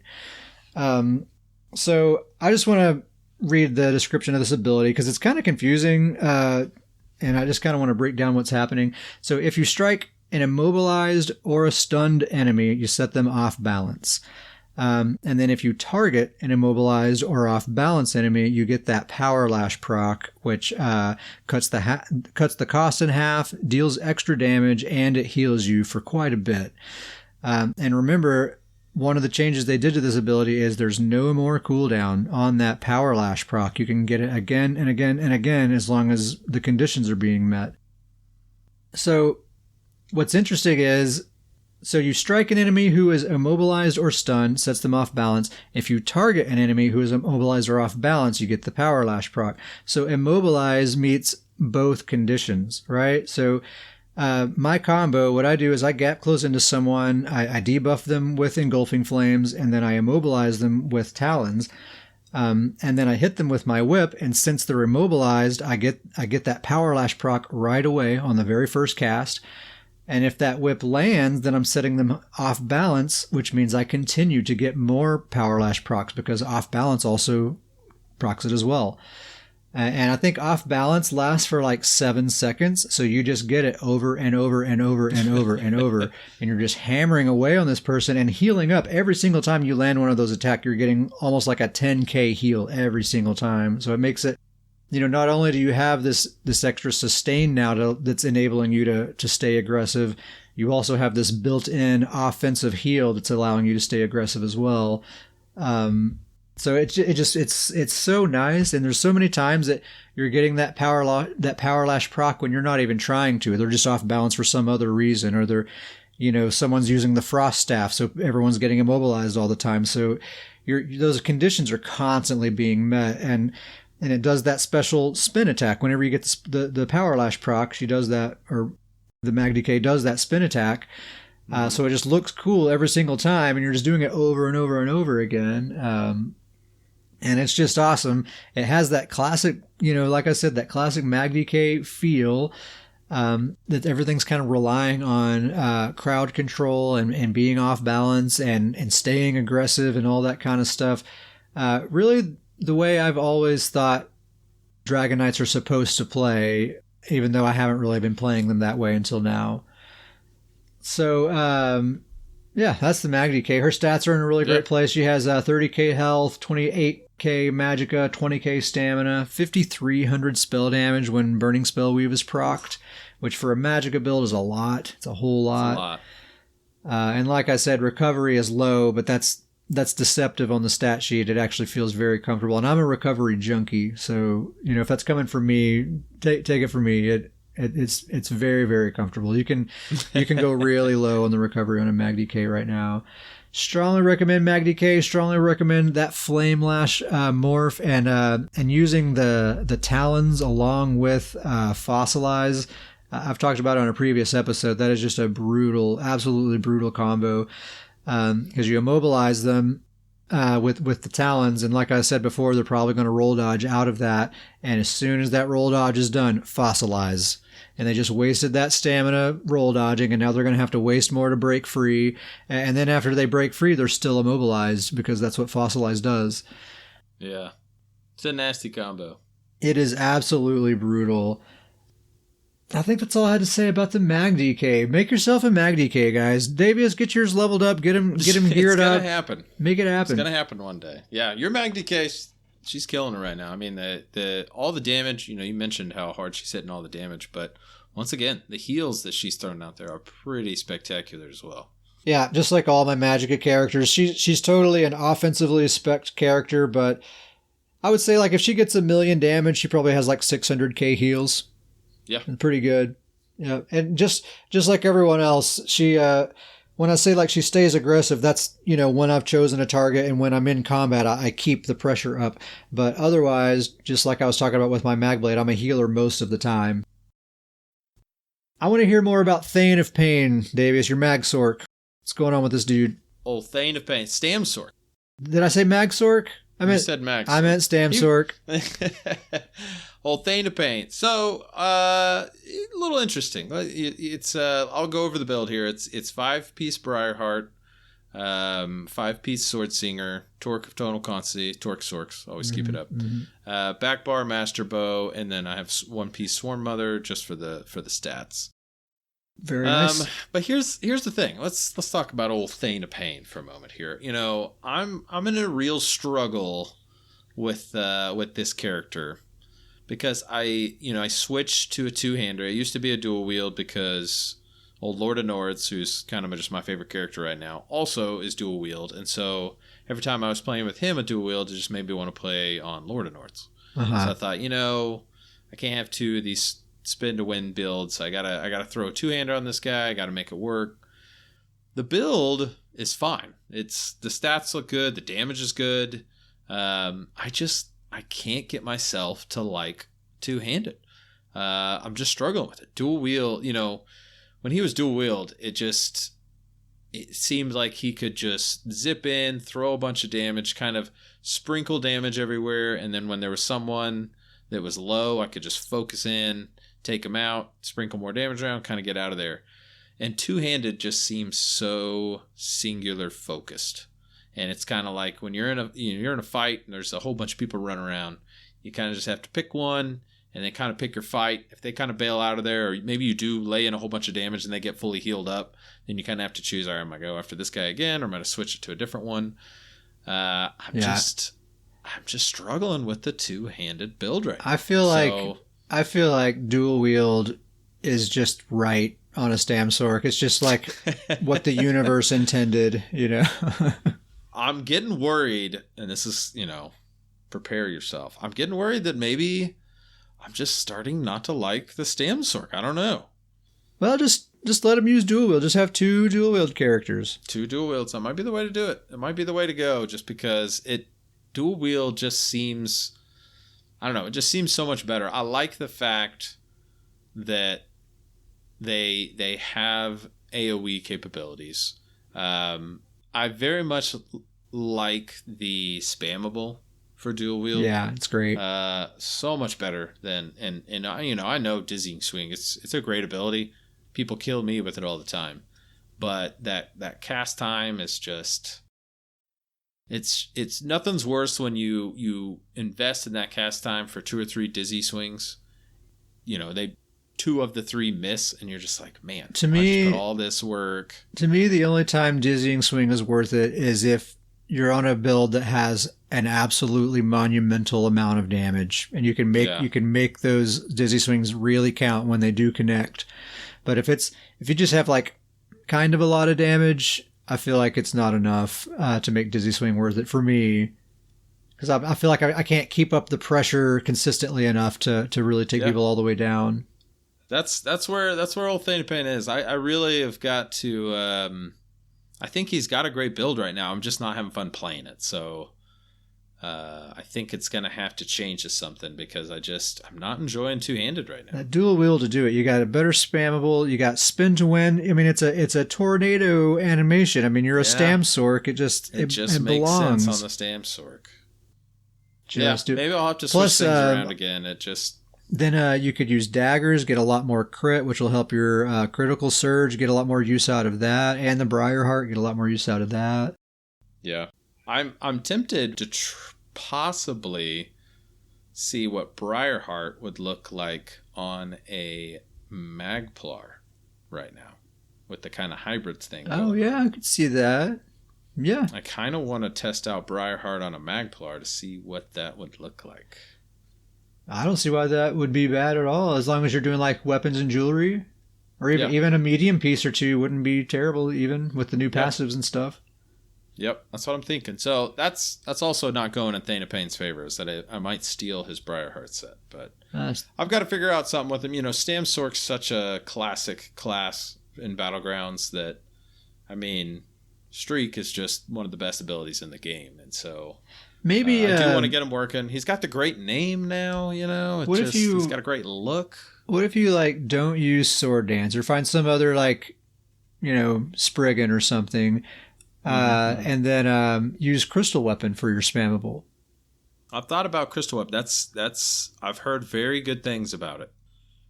People seem to really be liking it, and I've seen people get good results with it, and I like the fact that it's kind of a class ability that they have now. I like that idea. Another thing to consider, shout out to a friend of the show, Uncle Sam. He has a StamSorc, but it uses a flame staff. It's a stamina sorcerer all the way, not a hybrid. I love that. I love that idea there. But it does use a flame staff, and what he does, his combo is actually super duper simple. He uses that crystal weapon ability, and he also uses the Sigic Order crushing weapon, which is kind of the same ability. They're very similar. They both land when you deliver a light attack, right? That's how their damage gets delivered. So he charges them both up, and then just like one-shots people with a light attack. And he does pretty well with it. Too. Yeah, he does pretty darn well with it. So that might be something to consider on a StamSorc. And you have some range there. Not a bad idea. Yeah, not a bad idea. I'll figure something out. It's too good a name, too good a look of a character to not figure something out. But hopefully by next episode I'll have some updates on him. But I have at least figured out that I'm not liking two-handed on him. He seems too slow for a character, for a StamSorc, run around and streak. It just, the two-handed makes him seem slow somehow to me. I hope you keep with him, because we did a little bit of dual StamSorc, the Bushwhack Twins, as I like to call them, and it is always a great time. I honestly, that's the only time I do like playing my StamSorc, is if we're duoing, because honestly, if we're doing with StamSorc, yeah, that checks out. Otherwise, I feel like StamSorc is honestly OP, and I'm super annoyed by StamSorcs anytime I'm going up against them, because they're super duper powerful, and the moment you get the upper hand on them, they're on the opposite side of the map, and nothing you can do about it. Yep. And I feel like not even MagSorcs have that capability. Like, I can keep up with a MagSorc, but the fact that StamSorcs, they have streak, and they have all that stamina, and they have actual like running movement speed, and they can spam roll dodge. They're way more slippery than a MagSorc. Yeah. So yeah, like if I'm playing solo, it almost feels like cheating, because like I can just kind of do anything I want. But when we're doing duos, it still kind of feels that way, but it's like a duo and it's more fun. Only other build I've been playing with a little bit is my Magic and Necromancer Despair. Man, I've done really good on my homework since the last episode, man. I got 3 whole builds done. 3 whole builds put together. I've done a lot of dungeon farming. I completed the DLC. I've really been playing a lot of Elder Scrolls. Anyway, my MagCro, she's using the exact build that I've been talking about. Heartland Conqueror, Ken Marcher's Cruelty with a charged Frost Staff on the front bar. Of course, Maelstrom Resto on the back bar, like every Magicka character. And 2-piece Earthgore. Still not totally sold on Earthgore, but it's what I'm using for now because I can't come up with anything better. It works pretty well. It's kind of like you were talking about, Davius, with your Davius build. It's kind of hard to quantify the results. You just kind of have to trust that it's having a positive effect, because there's nothing really visually indicating that all these debuffs are getting applied to people or anything like that. You just kind of get a sense like, yeah, they seem weaker. You know, it seems like we have the upper hand here. Seems like we're doing well. So that's all I can do is just kind of trust that it's working. I mean, my team's staying alive. We're winning matches. I think it's working well. So I'm keeping with it. It's great. I am kind of considering dropping Heartland Conqueror and maybe exploring an alternative, because the charged trait got buffed, right? It's now doubled, and so now it's pretty darn effective just on its own without Heartland doubling it yet again. So I'm wondering if maybe I would get more value out of something different, something I'm kind of thinking about. Heartland certainly isn't bad at all, but I feel like it does lose some value on that front bar with that charged trait, because I feel like I only need those status effects to be so good. I only need that chance to be so good.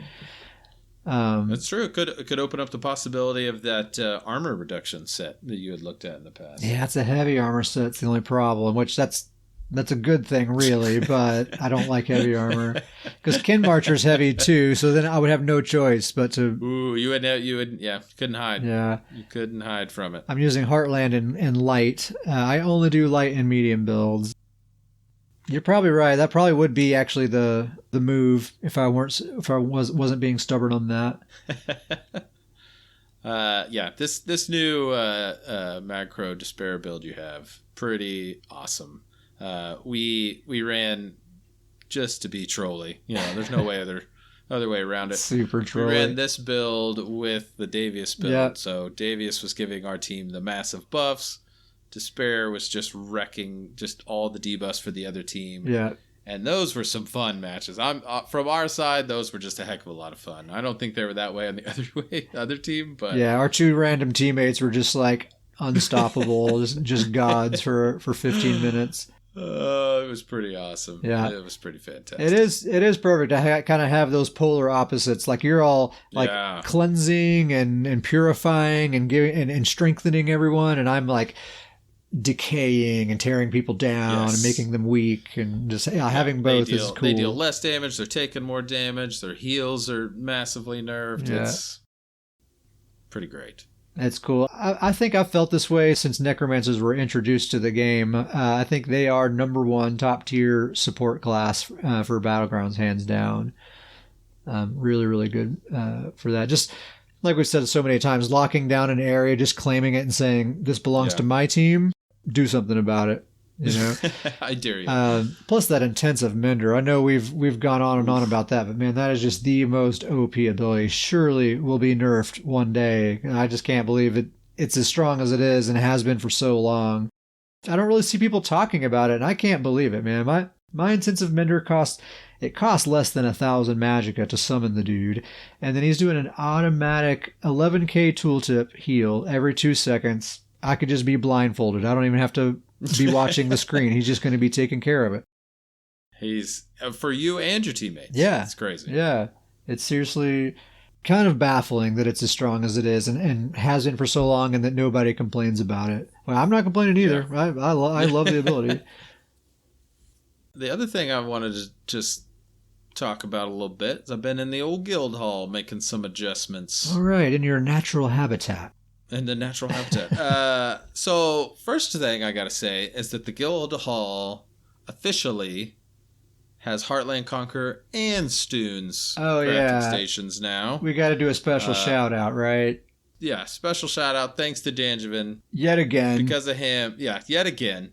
You know, he's going to have multiple shout outs this episode. It's happening. One of these days, this dude's going to like call in some favors. He's like, all right, guys, it's time. It's time. And you know what? Yeah, I got to say, true Stoon right there. True Stoon's goon right there, Danjevin. He gets it. He knows. He knew we got to have that Stoons in there. Got to have Stoons in there. He gets it. It had to be in there. Now it's in there all as well. So you gotta tell the story. So we were talking on the last episode. Should we got these attunable crafting stations? Should we do the sensible thing and do Heartland, or should we go with the meme and make Stoon's favor? And then Davius logs in, checks his mail.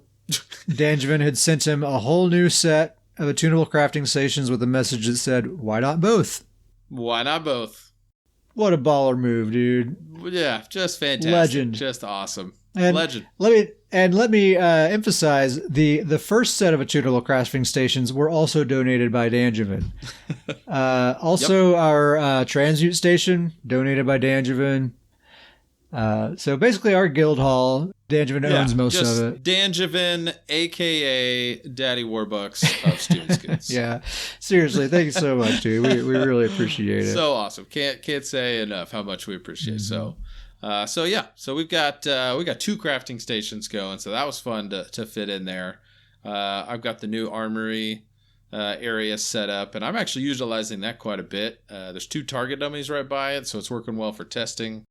I've been having some fun in the guild hall. The only complaint I would have, and we talked a little bit about this, is I need like double the amount of item inventory for the guild hall. It maxes out at 600 items.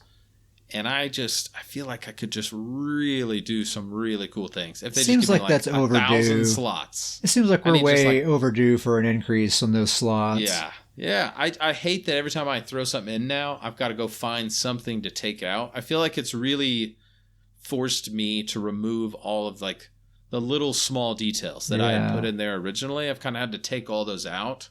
And those are kind of what made it cool. And so... Yeah, it's those little touches that really kind of makes it seem like a real lived-in space. Yep. I need more slots. Don't we all, brother? Yeah. That's what I've been up to. In between BGs, been hanging out in the old guild hall. Cool, man. Yeah, if any goons out there or anyone who has Davius on their friends list, if you haven't checked out the guild hall, right click on PCNA, right click on Davius's name, visit primary residence. Even if you don't utilize any of the stuff, just go look around. It's a really cool setup. Davius super duper talented with housing setups and stuff like that. So definitely worth, if you're into housing, definitely worth taking a look, getting some ideas, some inspiration. Check it out. Emails and shout outs. No emails this week, but we do have some shout outs, of course. Yet again, special shout out to Danjavan for the tunable crafting station. Thank you so much, dude. Grizzly Khan, shout out for joining us in chat tonight, man. Thanks for being there for us. And also thanks for the reminder about the CP reset that we got a couple of weeks ago. I was not aware that was happening at all. Grizz gave us a heads up a day or two ahead of time, and so when it happened, I was like, "Oh yeah!" Grizz said this was going to happen, and I didn't freak out. So, so thanks, Grizz. We have a guild. It's called Stoons. Whoa, we gotta throw a shout out for Dr. Professor too. Oh, he also he had to leave a little bit early. You did leave early. That's why I forgot. Thank you, Dr. Professor, also for joining us in the chat today. You've been absent for a couple. He takes roll at the end of the episode. Yeah, take roll at the end. Yeah, you hadn't made it to a couple of episodes, so I was glad to see you pop in here and listen in for a while today. Always good to have you around, Dr. Professor. We have a guild. It is called Stoons Goons. We are the best named guild on PCNA, also the official guild of the Scrollin' podcast. I like it. How'd you feel about that one, Davius? I feel like it's getting better. That was a solid plug. It's on the up and up. That's a solid plug. The official guild of the Scrollin' podcast. That's very official sounding. This message brought to you by Ket, approved by Davius. Mm-hmm. Yeah, we'll keep finding things to make that a good plug, and that list is just gonna get longer and longer. Yeah, things that are technically true. We are not making any false claims. If you'd like to be a member of the best named guild and the official guild of the Scrollin' Podcast, Stoons Goons, send us an email at scrollinpodcast@gmail.com and we'll get you in there. Oh, yeah. Also, just send us an email just about anything, right? Like ask us a question, tell us a joke, tell a story. We technically did get an email, but it was a spam email. So we got a spam email. We decided not to read that one on the show. I almost did. I was so excited for an email to just show up in my inbox. I was going to read it anyway, but... suggestions for the show, stuff that you think would be interesting to hear us talk about, just say hello, whatever you want. scrollinpodcast@gmail.com. We'd love to hear from you. What else we got, Davius? Anything else? I think that's it. All right. See you in the BGs. Thank you very much for listening. We'll see you next time. We'll see you then.